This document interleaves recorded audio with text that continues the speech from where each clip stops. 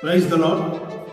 ఈ లోకంలో చాలామంది తమ పని చేస్తున్న ప్రదేశాల్లో, సంఘాల్లో, తమ ఇంటిలో, తన స్నేహితుల మధ్య అనేక రకాలుగా అవమానాలను ఎదుర్కొంటున్న రోజులు ఇవి.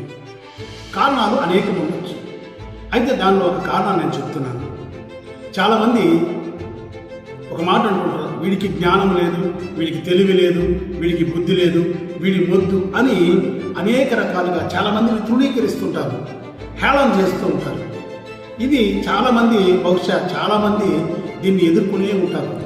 గమనించండి, దేవుని వాక్యం ఒక మాట చెప్తుంది, యెహోవా యందు భయభక్తులు కలిగి ఉండుటే జ్ఞానమునకు మూలమని సామెతలు 9:10 అని సొలొమోను భక్తుడు రాస్తాడు.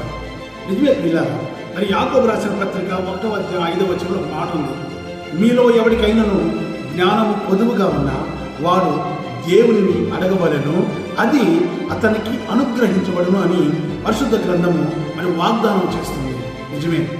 మనల్ని ఎవరైనా తృణీకరిస్తున్నారా? తెలివి లేని వాడని హేళన చేస్తున్నారా? లేకపోతే బుద్ధి లేని వాడని ఎగతాళి చేస్తున్నారా? ఒకసారి జ్ఞాపకం చేసుకోండి.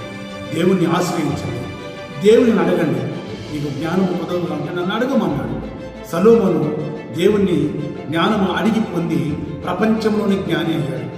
నిజమే పిల్లరా, మనం కూడా మన జ్ఞానం కోసం దేవుణ్ణి అడుగుదాం, జ్ఞానాన్ని పొందుదాం, సమాజంలో వెలిగించబడదాం.